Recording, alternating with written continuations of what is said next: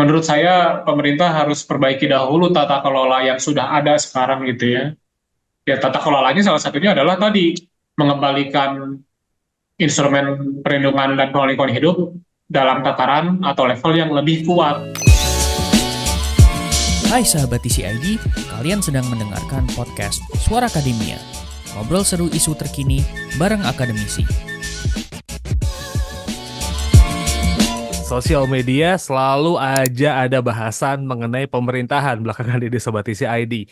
Beberapa minggu yang lalu kita sempat mendengar kabar mengenai Menkominfo yang ada rencana untuk membuat RUU Penyiaran, terus juga RUU Pers, dan 2 minggu ke belakang, lebih tepatnya seminggu kebelakangan ini sih ada hal yang lumayan ramai gitu. Ketika peraturan pemerintah itu resmi ada satu yang keluar, itu PP nomor 25 tahun 2024, Pak Jokowi mengatakan bahwa pemerintah akan memberikan izin untuk organisasi masyarakat gitu ya untuk mengelola pertambangan di Indonesia.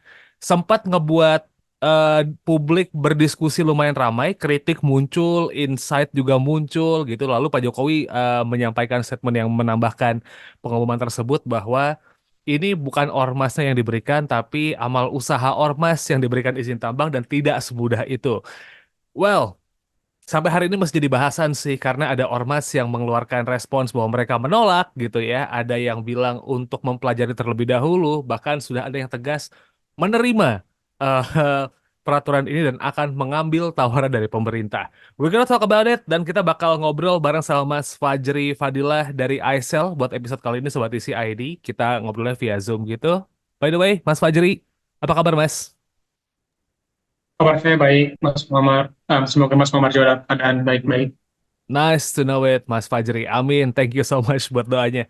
Anyway, first questions nih Mas Fajri buat ngobrol soal hal ini. PP nomor 25 tahun 2024 keluar, izin tambang dibolehkan untuk ormas dan katanya ini tuh peraturan pemerintah pengganti PP nomor 96 tahun 2021 gitu Mas Fajri. Nah, ketika peraturan pemerintah ini dikeluarkan gitu ya, akhirnya rilis di publik gitu.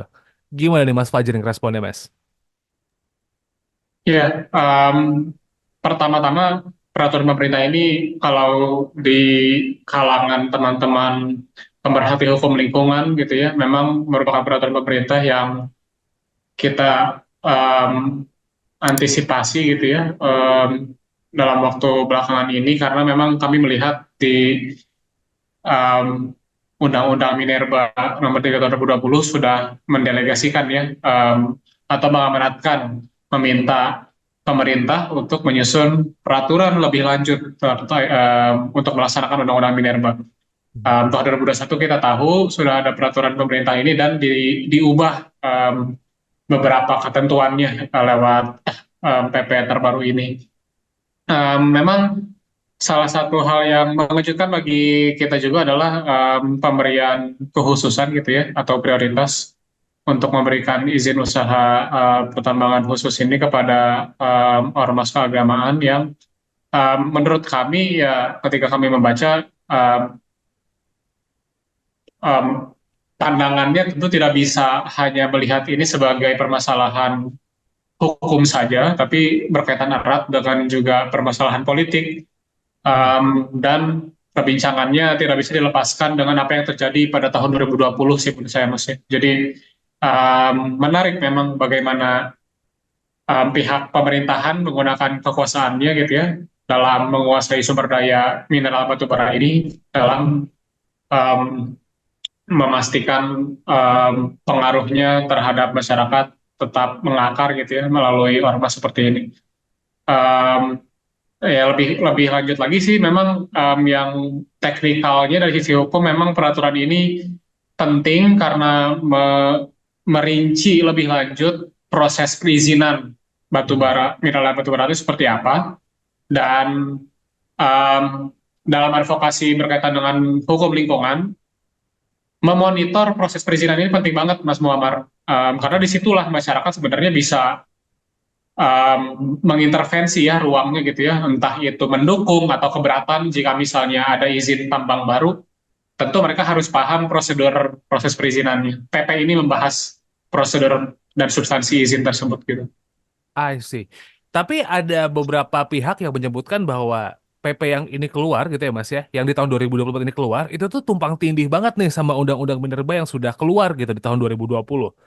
Seperti itukah memang situasinya atau enggak gitu ya Mas Fajri? Mungkin saya menggunakan istilah yang berbeda gitu ya, permasalahan antara Undang-Undang Minerba dan PP pelaksanaannya yang terbaru ini di tahun 2024. Saya gunakan frasenya perihal permasalahan lemahnya instrumen perlindungan lingkungan ya Hmm. dalam implementasi usaha mineral dan batubara di Indonesia ini.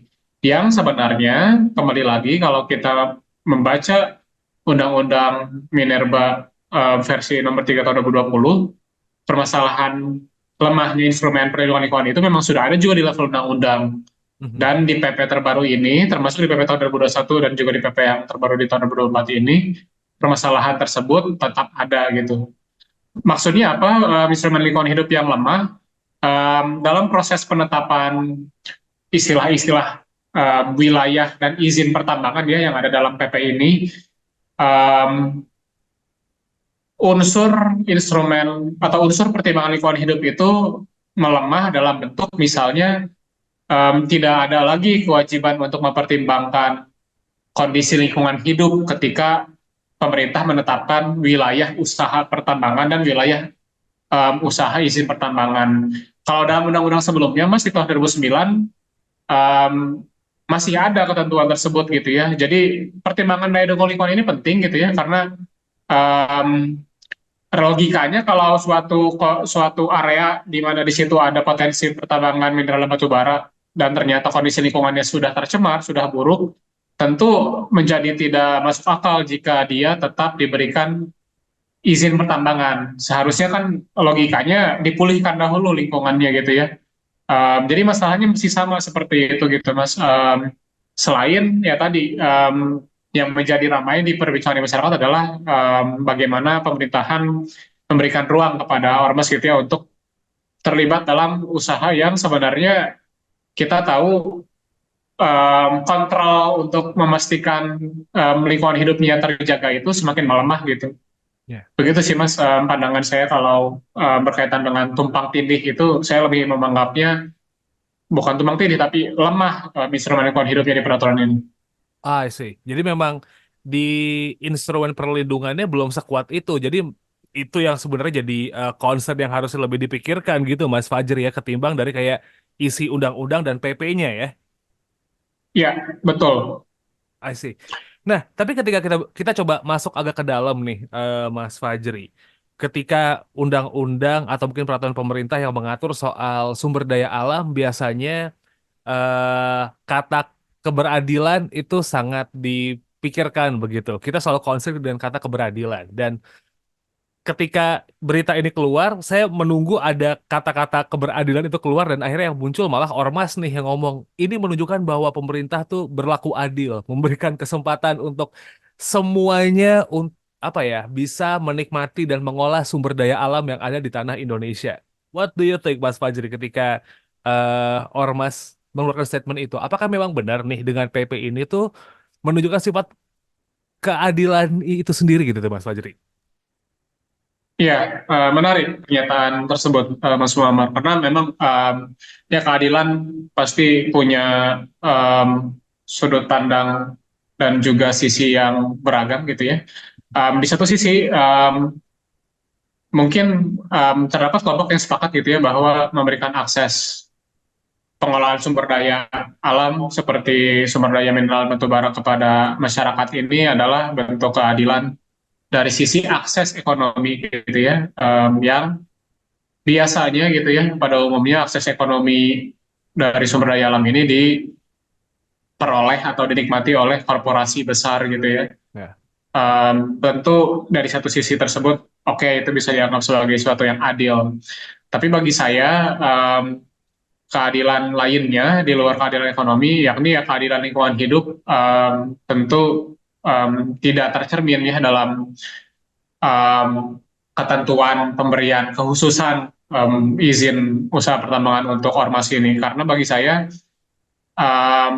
memberikan ruang akses ekonomi untuk masyarakat itu tidak terbatas untuk usaha atau kegiatan yang sudah jelas rekam jejaknya menimbulkan permasalahan pencemaran dan kerusakan lingkungan hidup yang sangat signifikan gitu ya.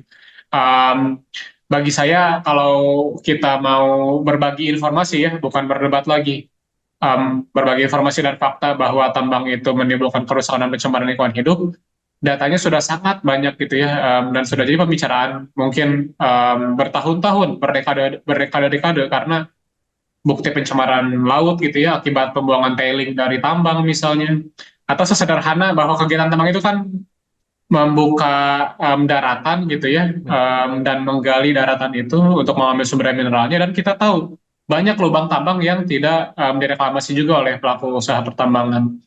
Jadi kalau kita mendengar pernyataan bahwa pertambangan itu merusak dan mencemari lingkungan hidup, menurut saya itu merupakan sebuah fakta gitu ya. Dan memberikan akses ekonomi untuk ormas itu gitu ya, untuk organisasi kemasyarakatan, menurut saya pilihannya banyak gitu ya. Tidak harus selalu atau tidak harus mengarah pada kegiatan pertambangan. Lagi-lagi pertanyaan yang lebih mendasar atau mengakarnya adalah model pembangunan ekonomi seperti apa yang ingin dibangun oleh pemerintah Indonesia gitu ya bagi masyarakatnya. Bagi saya jawabannya bukan pembangunan ekonomi berdasarkan ekonomi ekstraktif ya seperti pertambangan atau perkebunan gitu ya.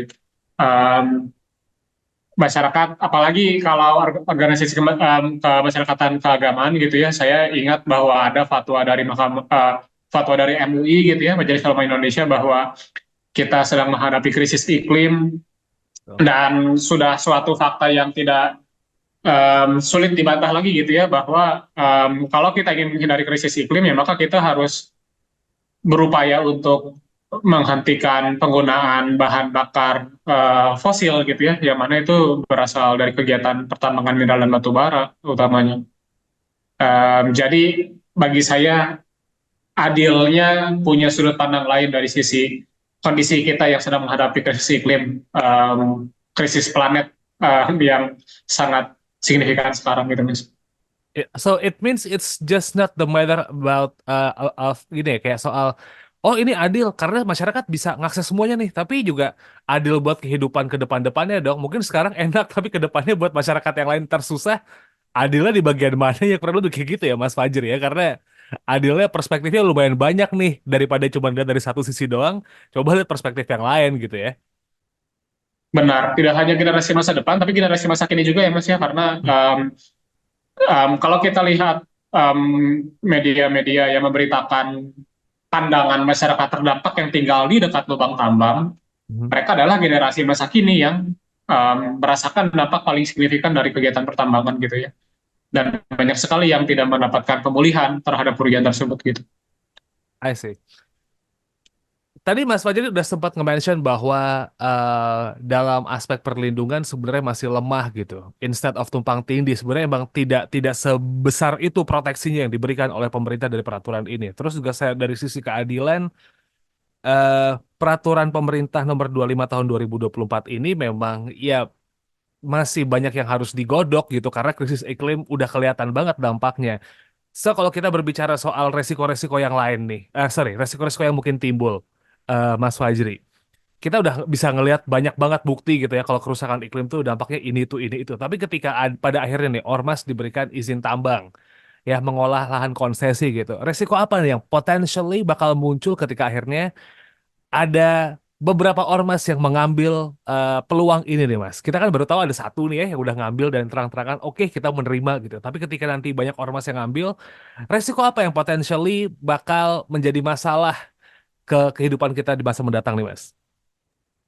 Satu hal yang muncul di kepala saya dari sisi resiko adalah konflik horizontal yang semakin tajam di antara masyarakat, atau kelompok masyarakat dan kelompok masyarakat. Karena apa yang saya ketahui gitu ya dengan berinteraksi dengan teman-teman organisasi lingkungan hidup yang mempunyai keahlian dalam mengorganisasi masyarakat gitu ya, kita melihat bahwa konflik sosial gitu ya antara kelompok yang tidak sepakat dengan kegiatan pertambangan dan kelompok yang mendukung pertambangan itu kerap terjadi di banyak tempat, Mas. Mhm. Dan ini tidak terbatas pada karakter atau kelompok sosial, kelompok masyarakat tertentu saja gitu ya. Seringkali melibatkan juga kelompok-kelompok keagamaan juga. Um, saya melihat ada potensi konflik seperti ini akan makin menajam gitu ya, dengan memberikan kepentingan ekonomi ekstraktif pada ormas keagamaan, yang mungkin sekali pada akhirnya akan berkonflik dengan masyarakat terdampak yang tinggal di dekat daerah yang mempunyai potensi mineral batu bara. Yang kedua risikonya ya bagi saya, terlepas dari ormas saja gitu ya, tapi pelaku usaha secara umum, um, peraturan yang merincikan proses perizinan untuk mineral dan batu bara ini akan memberikan insentif untuk pertumbuhan kegiatan tambang mineral dan batu bara semakin masif gitu ya ke depan. Salah satu perbincangannya tentu kan dalam um, PP 25 tahun 2024 ini adalah misalnya perpanjangan izin untuk Freeport gitu ya. Selain itu juga tentu izin-izin baru untuk pelaku usaha baru.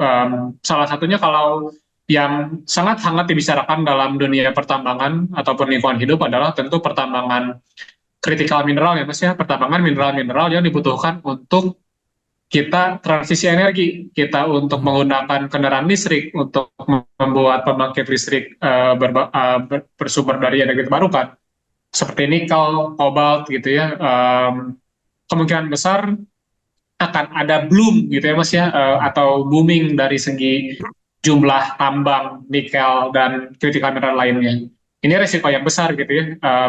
Mungkin teman-teman bisa lihat nanti dan juga ini cukup familiar lah apa yang terjadi di daerah Sulawesi dan di Maluku Utara gitu ya. Pulau-pulau kecil itu sudah tidak dilihat lagi kecil atau tidaknya ya. Kalau ada potensi mineral yang sangat berharga, pulau itu bisa digarap habis juga gitu ya, seperti yang terjadi di Sangihe misalnya. Mhm. Mungkin bisa terjadi banyak daerah-daerah seperti Sangihe di tempat lain gitu ya. Itu resiko kedua yang menurut saya mengkhawatirkan. Oke.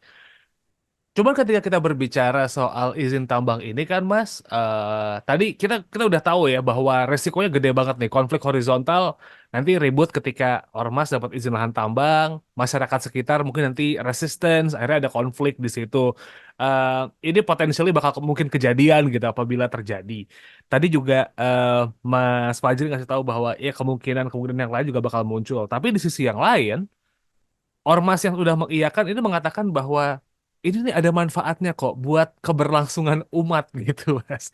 Itu kata-kata yang agak-agak lumayan nempel di kepala saya gitu dan akhirnya orang selalu membicarakan antara manfaat sama mudarat nih, Mas Fajri. Jadi kayak benar-benar in fair and faith gitu. Manfaat mudarat ini sebenarnya kayak gimana ya? Kalau Mas Fajri sendiri ngelihatnya nih, dari PP yang ada sekarang dan akhirnya mungkin nanti ada ormas yang sudah mengambil dan mungkin sudah mulai bergerak gitu ya melakukan proses pengajuan izin tambang gitu Mas.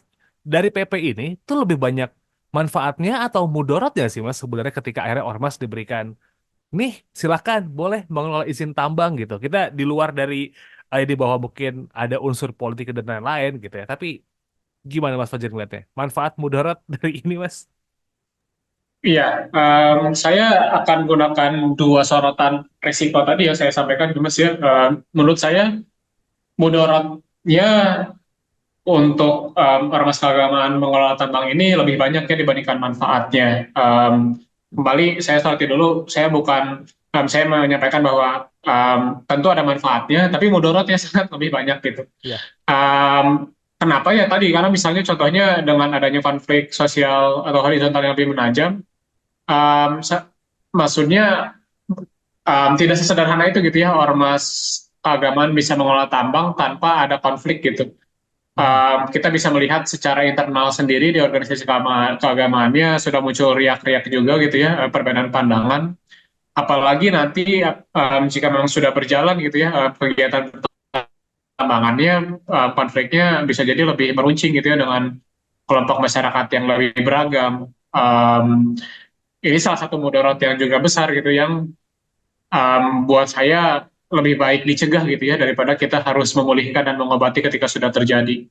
Ya. Nah, mudarat kedua adalah tentu tadi menurut saya, um, besaran manfaat ekonomi yang bisa diperoleh oleh ormas keagamaan untuk dibagikan kepada umat pada ujungnya tidak sepadan juga gitu ya dengan permasalahan lingkungan hidup yang kita akan hadapi gitu ya, yang kita sedang hadapi dan akan hadapi. Um, jadi walaupun misalnya umat mendapatkan manfaat ekonominya, tapi ternyata suhu bumi amit-amit gitu ya meningkat sampai 1,5 derajat Celcius dalam dekade sampai 2030 gitu ya, trajektorinya mengarah ke 1,5 derajat Celcius. Saya yakin sebenarnya kan ormas keagamaan juga tidak ingin umat-umatnya mengalami dampak-dampak buruk yang sudah terjadi seperti sekarang gitu ya, kekeringan gitu ya, banjir dan juga dampak-dampak krisis iklim yang sangat signifikan gitu. Jadi kalau di sisi manfaat dan mudarat tadi, um, buat saya lebih banyak mudaratnya dan um, peluang untuk mendapatkan manfaat ekonomi sebenarnya kembali lagi tidak terbatas hanya pada ekonomi ekstraktif yang bersama pertambangan gitu ya. Kegiatan-kegiatan lain menurut saya juga ada gitu ya, dan itu sangat penting gitu melihat alternatif yang tidak merusak lingkungan, dengan kesadaran ormas keagamaan soal krisis iklim yang tadi misalnya sudah jelas-jelas dibahas melalui fatwa MUI gitu. Begitu Mas Mamun. I see. Tapi ini jadi lumayan menarik ketika kita tahu resikonya nih, Mas Fajri gitu ya. Resikonya banyak banget gitu. Tidak hanya mungkin dari soal konflik horizontal, bahkan buat tempat tinggal kita ke depannya tuh resikonya gede banget. Ketika dikaitkan dengan prinsip keberlanjutan nih, Mas Fajri, kita kan udah ngomongin soal sustainability, keberlanjutan, kenyamanan hidup ke depannya. Tadi juga Mas Fajri udah ngomong soal bahwa krisis iklim, kenaikan suhu 1,5 derajat Celcius gitu. Itu udah ancaman dan kita harus menseriuskan ini supaya tidak terjadi gitu kenaikan suhunya. Bahkan kalau kita ngelihat soal bagaimana Indonesia mengatasi kenaikan suhu juga masih agak-agak bikin serem gitu ya Mas Fajri ya. Now, my question is, ketika prinsip berkelanjutan itu ingin diterapkan, kan harapannya tambangnya tidak merusak lingkungan ya Mas ya. Dengan adanya PP ini nih gitu. Sejalan nggak ya sama asas berkelanjutannya ini nih Mas? Karena itu jadi pertanyaanku paling basic karena ngeliat, oh kalau ormas bisa ngekstrak manapun, artinya bakal banyak dong tambang-tambang baru. Sesuai nggak ya prinsip keberlanjutan ya? Itu sih Mas pertanyaanku Mas. Iya, tadi kata kuncinya soal tambang baru ya Mas ya. Hmm. Dalam kondisi sekarang menurut saya, em, jika kita ingin taat dengan prinsip sustainability gitu ya atau keberlanjutan, menurut saya kegiatan ekstraktif itu memang perlu dibatasi dengan cukup signifikan. Artinya pemerintah sebagai pihak yang punya kuasa perlu menentukan batas gitu ya, kegiatan pertambangan di level seperti apa yang memang sesuai dengan prinsip keberlanjutan. Di dalam PP 25 tahun 2024 kan maupun di peraturan yang lebih tinggi tidak ada ketentuan yang memberikan ruang untuk memberikan batas eksploitasi tadi gitu ya. Ya. Sebenarnya kan paradigmanya lebih ekstrim sebaliknya gitu ya, bahwa Hmm. wilayah hukum pertambangan itu seluruh Indonesia gitu ya. Jadi di seluruh Indonesia jika memang ada potensi pertambangan mineral dan batu bara, idenya adalah ya perlu dieksplorasi dan dieksploitasi gitu ya.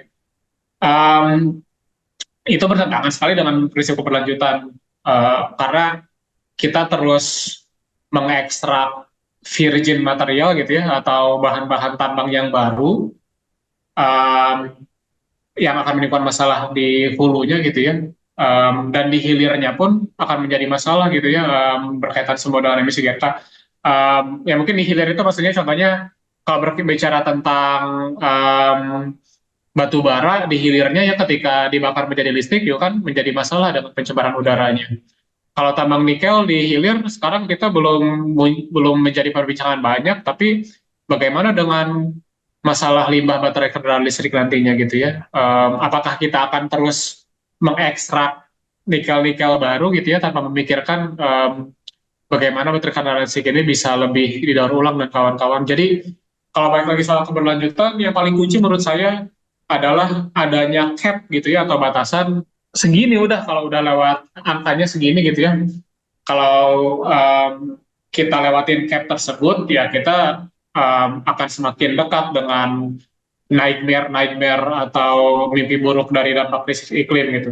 Sayangnya, Mas Muhammad, peraturan PP 2024 tidak mencantumkan ketentuan soal itu, malah sebaliknya mendorong untuk terus-terusan eksploitasi dan eksplorasi tambang gitu. Kita benar-benar artinya apa yang diomongin sama apa yang dicita-citakan agak bertolak belakang dong ya Mas Fajri ya. Di satu sisi kayak kita mau mengurangi emisi tapi organisasi masyarakat diberikan izin tambang. Kita pengen perubahan iklim dampaknya tidak semakin besar tapi seluruh wilayah Indonesia kalau ada peluang tambangnya silakan dieksplor. Jadi ini kayak ini maunya kemana nih sebenarnya kalau ngelihat prinsip keberadilan dan juga apa yang terada di undang-undang gitu ya.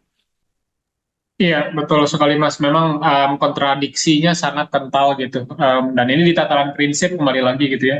Kalau di tataran prinsip sudah terlihat kontradiksi, ya di level aturan-aturan yang lebih operasional, prediksinya akan kontradiksi juga Mas gitu.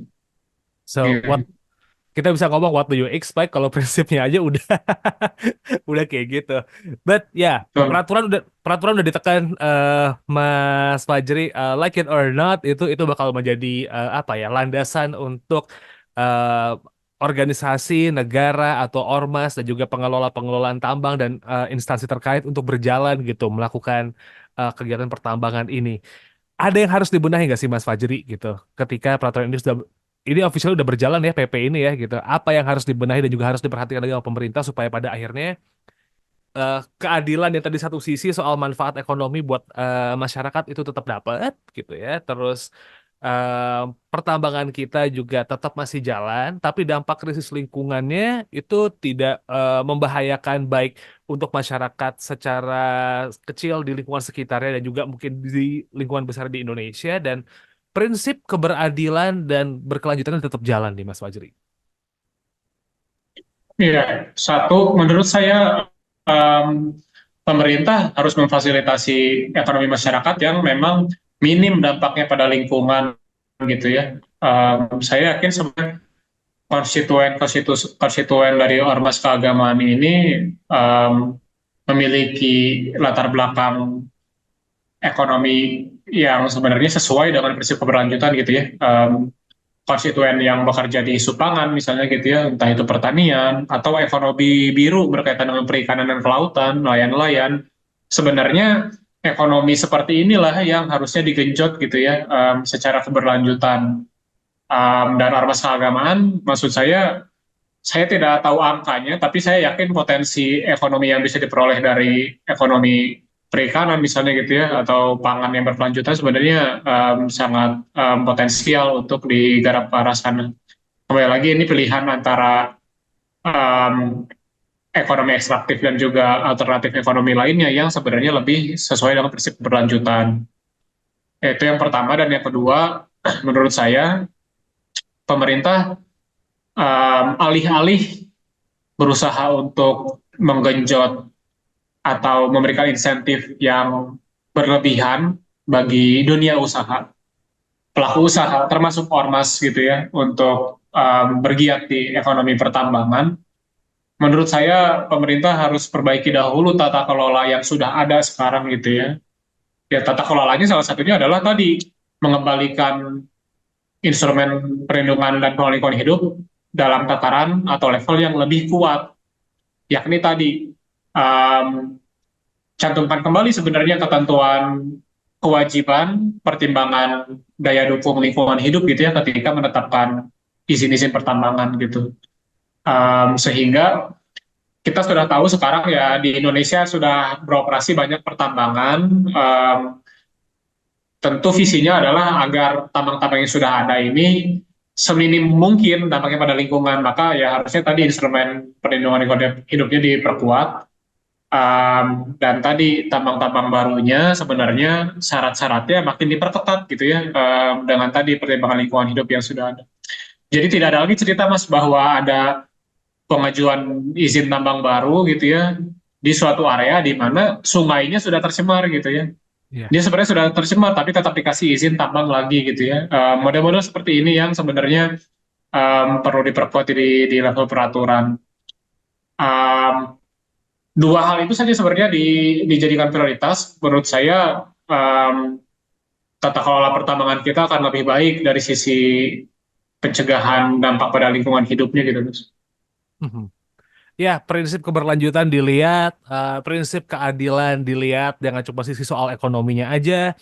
Dan ya, perlindungan terhadap lingkungan itu juga harus jadi concern. Kalau misalnya tadi aku bisa nge-resume dan juga ngerangkum omongannya Mas Fajri gitu mengenai PP yang barusan aja publish ini Sobat TC ID.